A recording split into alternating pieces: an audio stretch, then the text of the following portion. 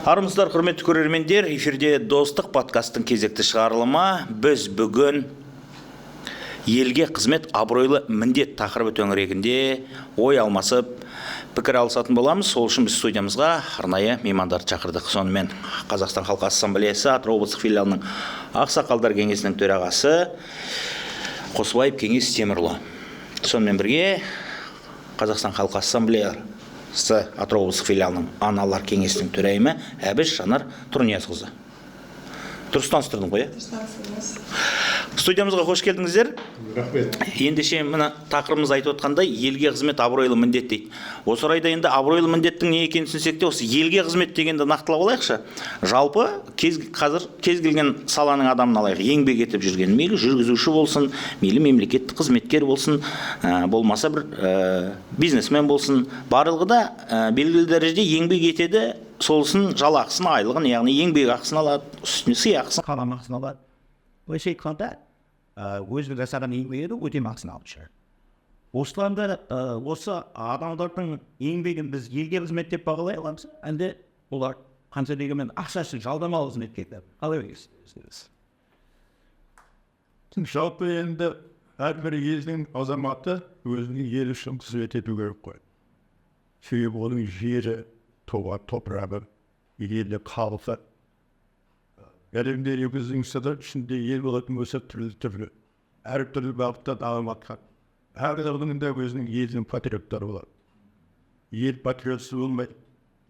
Сол патриоттары сол елдің болашағын ойлайды.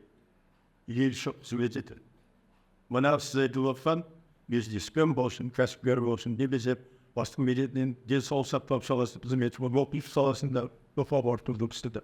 Бәрінің де жұмысы сол ел үшін. Болашақ ұрпақтай керек.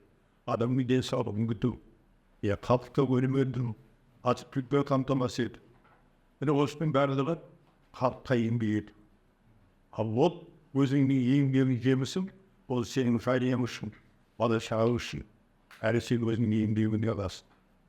Бірақ осы жерде айтатын мәселе, сол халыққа деген еңбегіңді адал атқару керек. Біз мұсылман қауымында айтқан көп.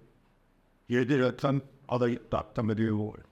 Сол ата-бабамыз айтып кетті, соны аттап кетудеміз. Бүгін өкінішке орай.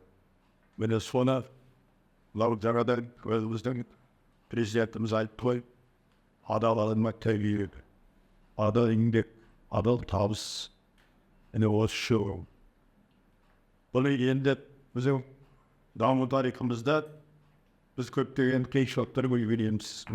Деген қазақпыз. Мәшкүрттік отамыз айтып кетіп қорысып адамыз. Еліміздің болашағы жақын болады депті. 70 жылдай еліңді орыстар басқарып депті. Одан кейін 70 жылдай, 30 жылдай аналар басқарып депті. Содан кейін ел басына елдің бір жас азамат келеді. Сол келгеннен кейін қойшыны болыс таппайтын бол, қалаған заман болын деді. Бұны қазірінде жаңада президент Үслерді елдің алдына әркеп мақсат қойып жатыр. Әділетті Қазақстан орталық, жаңа Қазақстан. Адалдыққа, әділдікке, мүмкін соншақтай жасаймыз деп жатыр. Бұның бәрі болса, бізген мен үшін, менің де жасым қазір 80-ге жақындап жатыр. Мен осының өте қалатам. Көңіліме жағады. Егер осыған, бірақ біздің қазіргі тәрбиеміз, балдарымыздың, жаһандан дәуіріне кіріп келатқан жастарымыздың, еліміздің санасы, әрбір азаматтың, азаматшаның сана сезімі осыған дайын емес. Себебі біз көп қиыншылықты көрдік, жоқшылық көрдік. Біздің жақсы құнды адамдарымызды, Байтұрсынов, Әлихан Сабан ағаларымызды бостан-босқа атып, бізде 22 мың, кеше ашаршылық кезінде 35-37 жылдары 22 мың біздің қазақта интеллигенциясы кеткен екен. Ал көрші отқан мұна Қырғызстанда, Өзбекстанда 7 адам біреуінде 40 адам. Сонда біздің қазақтың интеллигенциясы сол орыс дәуірінде өмір сүргенше де өзінің қазақ елін болашағы үшін, оның игілігі үшін жанын аямай, өзін аямай, еңбек етіп міне соның барлығы мана айтқан еңбек, елге қызмет. бұл сол еңбек арқылы, адалдық арқылы өзінің халқына, патриотына сондай бергендік арқылы сол елді Алашорданың азаматтары бізге осыны тапсырыстың бәрі тастап. міне енді осының мен ойлайтыным болашақ алдымызда әлі қандай замандар бар, қилы замандар болады. Себебі жаһандану дәуіріне кіргеннен кейін елдің болатындағы астындағы байлығы да үстіндегі байлығы да бәрі таусылады. Мынау катаклизм дейді ғой орыстар, енді көптеген табиғи қиыншылықтар болып жатыр, су басып жатыр, өрт болып жатыр. Бүгінгі ақпараттан көріп отырмын, мынау көршілес қырғыз елінде үлкен сел болып 40 адамды үйлерінен айырылып жатыр. Африка елдерінде жер сілкінісі болып, шөл болып, Пакистанда да, Сирияда соғыстар болып жатыр. Жалпы біздің ғалымдарымыздың айтуынша келесі 10 жылдық, келесі 20 жылдықтан кейін елімізде әзірде қиыншылықтар көп болады дейді. Сондықтан менің ойымша қазір осы бізді естіп отқан, бізді көріп отқан жастар, біздің елдің азаматтары сол елдің болашағын ойлау керек. Себебі ел тоқ болса, ел тыныш болса, біздің ұрпағымыз өседі. 20 миллионға жақында жеттік. Енді жетіп жатыр. Кешегі ашаршылық кезінде біздің 4 миллион 200 мың адамымыз ашаршылықтан кетті. Қазақтың көрмеген жоқ. Енді осындай заманда қазіргі кешегі мына президентіміз Тоқаев Қасым-Жомарт Кемелұлының 25 елді аралаған екен 2 жылдың ішінде. Содан қанша өзге ақша келіп жатыр, инвестиция келіп жатыр. Түрлі бағыттар жоспарланып жатыр. Түрлі заводтар салынайын деп жатыр. Міне осылардың барлығы сол елдің игілігі. Соған азаматтар сол игілікте біздің барымызды соны ұрламай, жоймай, қиратпай, сындырмай, соны әрі қарай жеткізіп, болашақ ұрпағымызға қалдырып кету керек. Елге қызмет деген осы дейсіз. Елге қызмет деген осы. Өз ісіңе адал болу. Қандай қызмет жасасаң да. Өмірге келген әрбір азаматтың міндеті сол болашақ ұрпағын қалдырып соған жетеді. Бір ағаш егіп кетсеңіз де дейсіз. Ол ел пайда. Көріп отырсың. Мен өзім солай түсінемін. Рахмет. Жанар Тұрниязқызы, сіз қалай ойлайсыз елге қызмет дегенді? Енді сұрақ өте орынды. Менің айтарым, мысалға бұл дүниеге келген әрбір пенденің өзінің бір миссиясы болады. Сол миссияны, жаңа сіздің сұрағыңыз, қай салада қызмет еткен қызметкер болса да, ол өзінің еңбекақысын алып жатыр ғой дейсіз де. Ол халыққа қызмет етіп жатыр ма, ол әшейін жай еңбегін күн көріс үшін бе? Күн көріс үшін бе деп жатсыз. Менің осы салада айтатыным, қай бір қызметкер болса да, қай саланың маманы болса да, өзінің ісіне жаңа ағай айтқандай адалдық, сонымен қатар артығымен орындаса екен деп ойлаймын. Жүктелген міндеттен. Жүктелген міндеттен максимальны түрде. Бұл бір жаңағы санасу емес, бір сағатты санасу. Сосын қай саланың да, қай өзінің мысалға жұмыс жасап жатқан, еңбек етіп жатқан жерінің әрбір адам өте айталман шебер болуға атсалысса деп ойлаймын. Ұмтылу керек. Ұмтылса деймін. Өйткені қазіргі уақытта біздерде ақпараттық заман ғой. Біздің мысалға ол өзіміздің қазақ қоғамының, еліміздің дамуына үлкен үлесін тигізер еді. Неге? Өйткені қазіргі уақытта көпшілік сағат бағу, басшының көзін ала беру, бір әшейін бір жаңағыдай сондай адамзаттың өзіндік бір жаңағы ішкі рухы деп айтамыз ғой, сол ішкі рухын қайрап, мен бұл әлемге келдім, яғни мен қазақ болып тудым, қазақ елінің түлегімін, ұрпағымын, немесе жаңағы тумасымын, менің мақсатым, менің міндетім осы қазақтың қоғамының бір кірпіші болып қаламын. Яғни адалынан қаламын. Және мен осы қазір жастық шағымда болсын, мейлі жастарға айтылған әңгіме болсын, немесе орта жастағы адам болсын, мүмкін мейлі үлкен кісіде болсын да, бұл өмірге келгендегі миссиясын, мақсатын адалынан орындап, артындағы қалып бара жатқан ұрпаққа өзіндік бір зиянын емес, пайдасын берсе, үлгі өнегесін дейсіз. үлгі өнегесін, мынау көпшілік жерде біздердің дамымай жатқандығымыздың, мен айтар едім да, көпшілігінде ресми түрде өтеді, көп жағдайда радикалочке жұмыс жасайды, шыны керек. Соның салдарынан біздерде әлі дамушылық жоқ. Мен айтар едім, тек қана іспен емес, сөзбен емес, іспен дәлелдеушілердің қатарынан болайық деп бар ғой. Әрдайым негізінде іс жасаған ол оңай емес, бірақ оның абыройың бар да, іспен жасаған кезде сен аз сөйлейсің. Себебі сен ол этаптан өттің.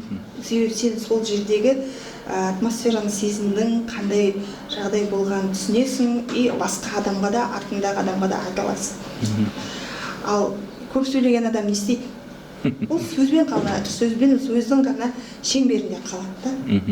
Сондықтан мен қай жерде де айтатыным, бұл дүниеде қазір бар болып тұрмыз ба? Алла Тағаланың қазіргі уақытта бізге беріп тұрған өлшеулі уақыты болып тұр ма? Сізде әлі мүмкіндік бар. Тіпті үйде тұрған қарт кісі бір кітапты алып жіберіп, жаңағы көзілдірігін киіп жіберіп, немересіне орысша сөйлеп отқан, немересіне қазақша айтса, аңыздарын айтса, мүмкін немесе жақсы әңгіме тыңдаса ең болмаса. Мені қанша жылдан бері қағида бар ғой, қатып қалған, бірақ адам есейген сайын руханиятқа қарай жақындап, есейген сайын өзін түзеуге, өзін біле түсуге адам тырысады ғой. Сондықтан мен айтатыным, қарапайым енді үйде отырған адам болса да, бір жақсыға қарай беталыс болса, Ізгілікке. іздеу жүрсе, жақсы нәрсені іздей білсек, Ізгілікке қарай ұмтылсақ. ізгілікке қарай ұмтылса, жақсының дәнін теріп жүрсек дейді да.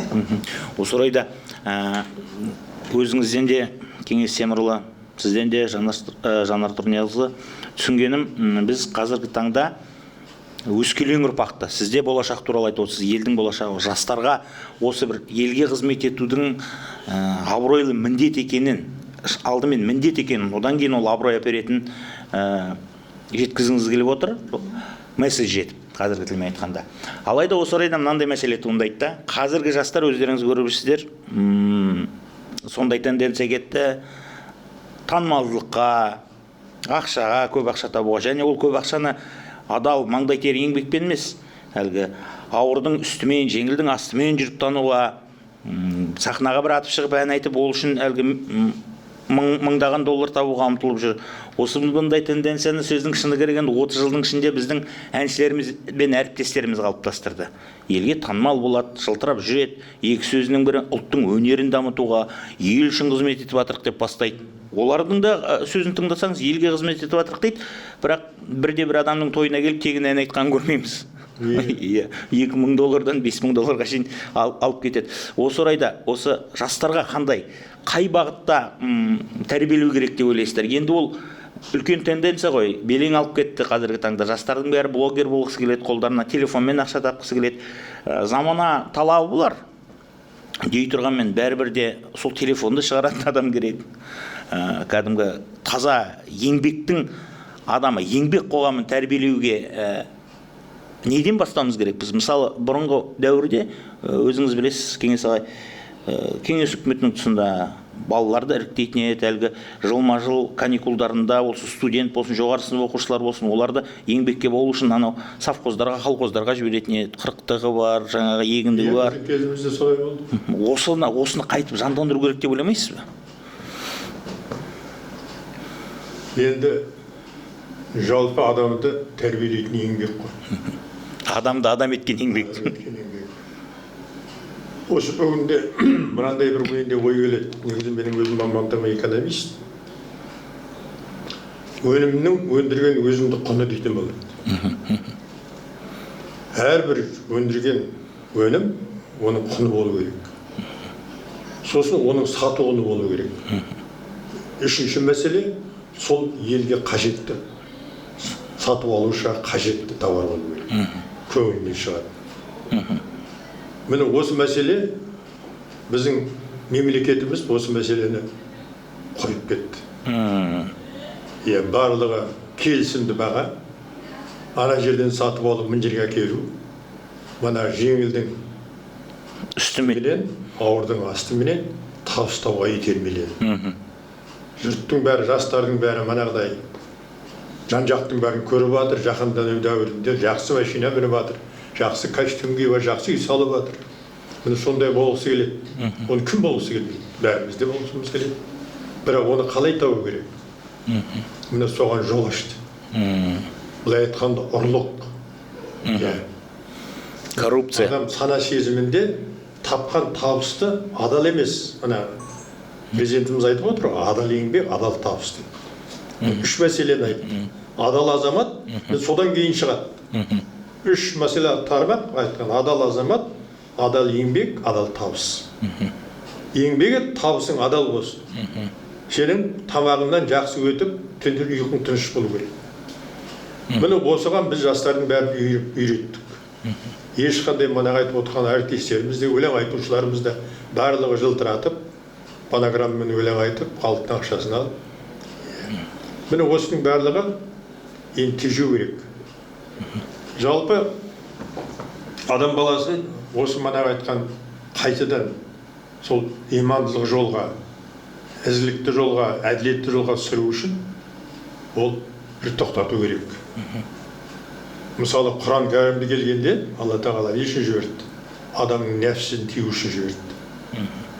Оған дейін заман, сондай заман болған, күштілер әлсіздерге озбырлық жасаған, әйел адамдар, қыз балдар дүниеге келсе, оның адамға санамаған, біріне бір озбырлық жасап, сондай адамдар бірін-бірі жеуге дейін барған.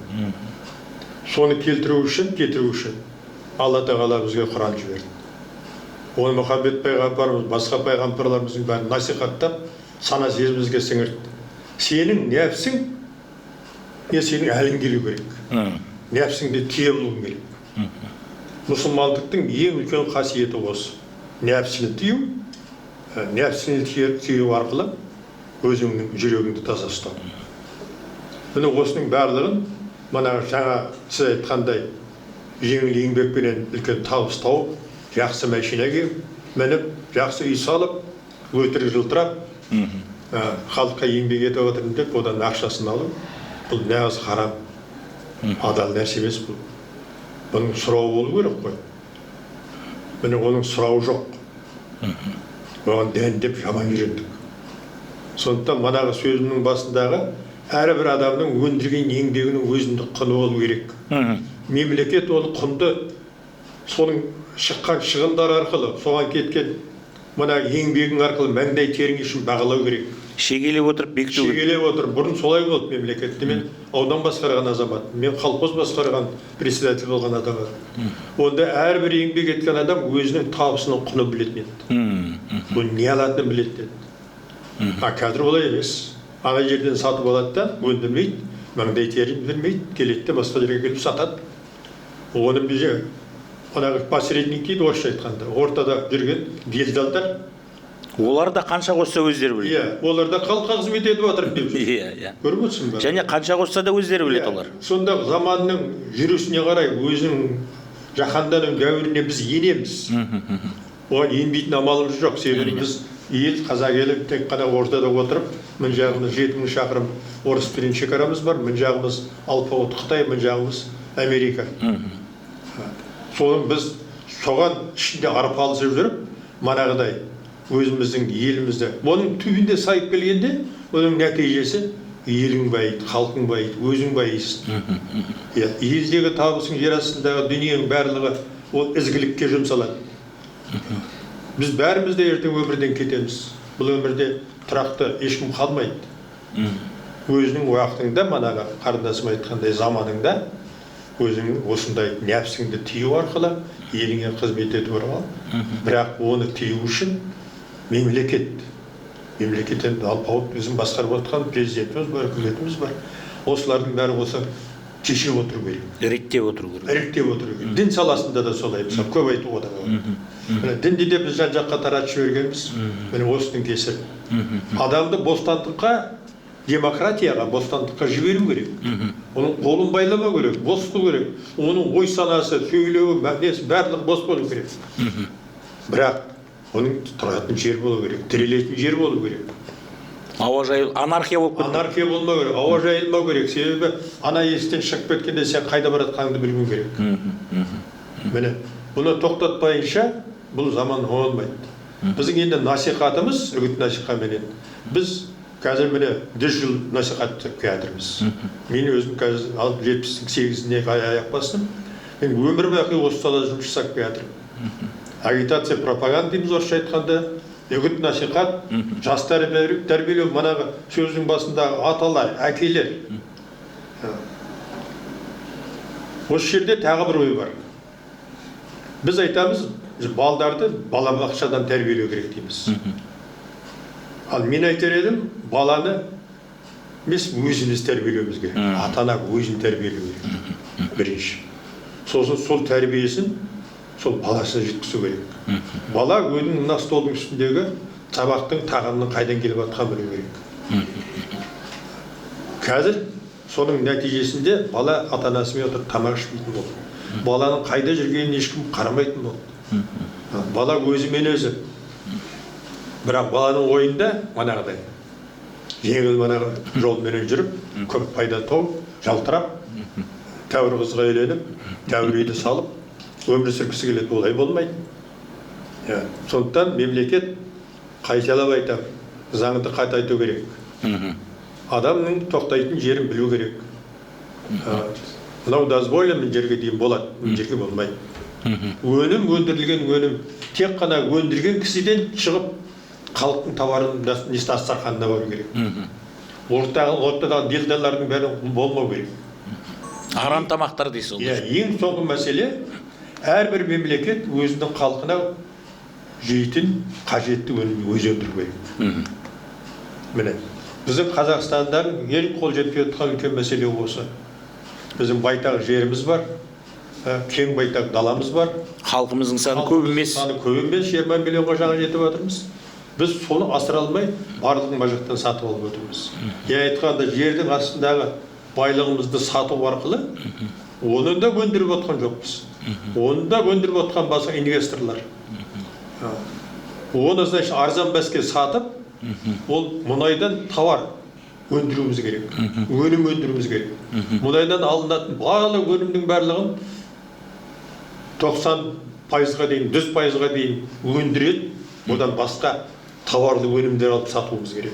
Оны өзіміз сатуымыз керек, біреу емес.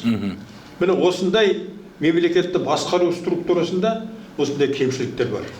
Бұл енді жаңадан қазір осы мына премьер-министріміз келгеннен кейін осы уақытта үлкен жұмыстар жүргізіліп жатыр. Именно біз өзіміз өндіріп, өзіміз сатуымыз керек. Міне осы орайда сол арқылы біз халықтың өзінің өндірген өзіндік құны арқылы тәртіпке келтіреміз. Ұрлыққа жол бермейміз. Екінші, ақша мәселесі бар. Қазір мен осыдан шығарда ақпаратты қарап отырып, дүние жүзінде бір үлкен таблица көрдім. Алтынның қаншалықты дәрежесі құны. Тек соңғы 2 жылда алтынның құны 16%-ға дейін көтерілген. Үлкен көрсеткіш қой. Енді алтынның көп қоры жөнінде ең өлшем шкалада жоғары нүктеде Америка тұр. Неге Америка отырады? Неге Америкаға барған адамдар айтады, бұл Америкада адалдық бар, мәдениет бар. Ал Америкада ол көп ұлтты халық, олар Американың халқы болған берен, оның ішінде жоқ емес халықтар бар. Баяғыда Америка құрылғанда келген индустар, негрлер, бірақ олардың бәрі америкалық. Оларда 2 ғана партия бар. Республиканский, демократический партия. Олардың әрқайсысы елге қызмет етеді дейсіз ғой. Елге қызмет етеді. Онда елге өндірілген өнімнің манағы өзінің есебі бар. Екінші, оның байып отқан себебі, дүниедегі барлық тауар айналымның бәрі доллармен есептеліп отыр. Сондықтан қазір кеше Шанхай ынтымақтастық ұйымындағы үлкен мәселе болған осы. Егер біз барлық мемлекет долларға бағынышты болып, бүкіл өндірген өнімімізді доллармен бағамдап сататын болса, біз пайда көре алмаймыз. Біздің өзіміздің теңгеміз бар. Оны кім алып теңгемен алсын да, долларға айырбастап алып кете берсін. Біз доллармен оның бағасын қойып отырмыз. Мұнайдың бағасы, бір баррелі $84 мысалы. Оларға үшін Америка үшін өте пайдалы. Сондықтан шығарған ақша банкінен шыққанда оның есебі болу керек. Орысшылар айтқанда деньги в обращении. өндірілген ақшаның есебі болып, оның пайда келтірген жағы есептеліп отырып, шығыс пен кіріс шығарылып отыр керек. Міне осының бәрін шатастырдық. Міне содан кейін келіп, қазір енді долларды жойғанда біз қайда келеміз? Алтынға келеміз. Алтыннан біздің Қазақстан қазір 8-ші 10-ші орында. Алдың ондыққа кіреді, иә. Алдың ондыққа кіріп тұр. Міне соны пайдалану арқылы біздің кешегі мына Осман империясы деген киноны көріп жатсыздар ма? 630 жыл бүкіл Европаны. Иә. Бұның негізгі мәселесі мұсылман мемлекеті құру болды. Иә. Біздің ата-бабаларымыз айтып кетті, күндердің күні болғанда бүкіл елді мұсылмандар басқарады дейтін әңгіме айтылды. Оның бәрі неден айтылды? Олардың мұсылманның адалдығына, оның имандылығына, оның әділдігіне. Осман империясының ең үлкен ел басқарудағы әдісі әділдікке. Қарағылды қақ жарым ел басқарған. Сол арқылы бүкіл айналасындағы топтасып адамдары. Бірақ саудан алтынмен жасаған. Көріп отырсың ба? Ал біз қазір ана жерде Қытайдың юаны бар. Кешегі барлығы жиналып ақылдасқанда біреу орыстың рубльіне көшейік дейді, біреу айтады олай емес. Әрбір мемлекеттің ақшасы жүретін болса, оның үстемдігі жүреді.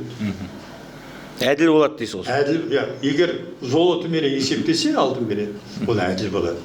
Себебі ол алтын ешкім жасай алмайды. Көресің? Енді біздің жаңағы сіз айтып отырған қордаланған көп мәселелер бар ғой.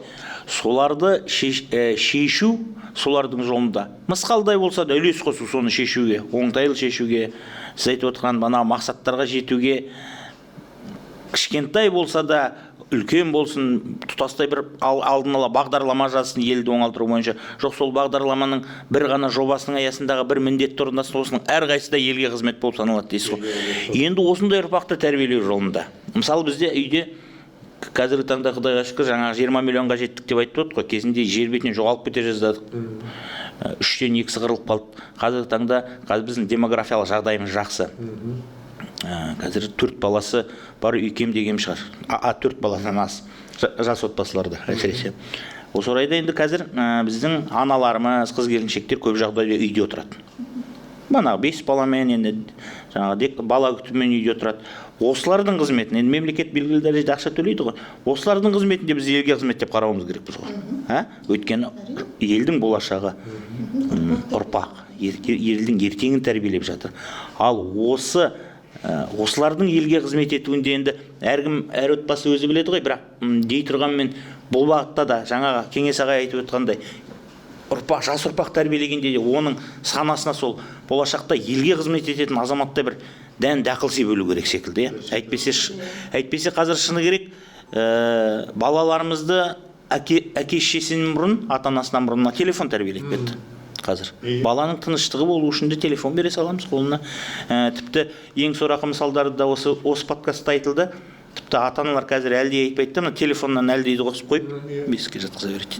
Осы орайда қалай ойлайсыз сіз? Мына енді қазірде жас отбасылар көп қой, жас ата-аналар еліміздің, олар да ертең білдей азаматтар болады. Иә, өте дұрыс.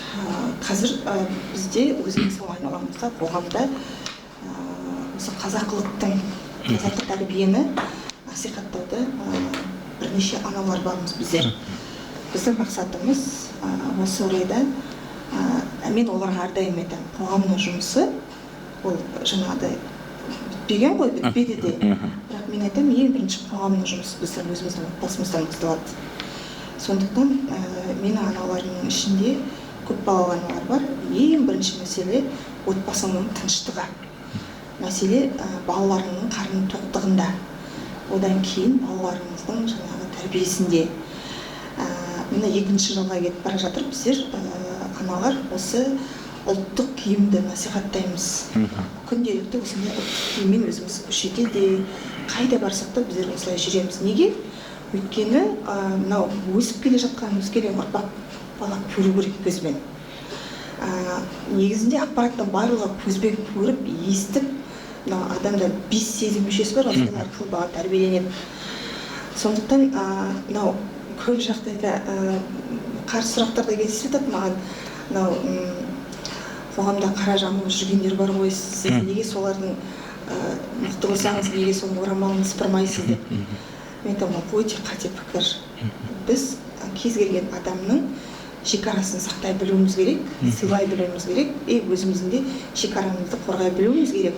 Сондықтан мен біреудің орамалында шаруам жоқ. Менің мақсатым ол кісіге мүмкін ұлттық құндылық, ол мүмкін өзіміздің қазақ тәрбие әлсіз болған болар кезінде. Жетіспеген болар. Ата-анасы мүмкін табыс табудың жолында балаға мән бермей қалған шығар.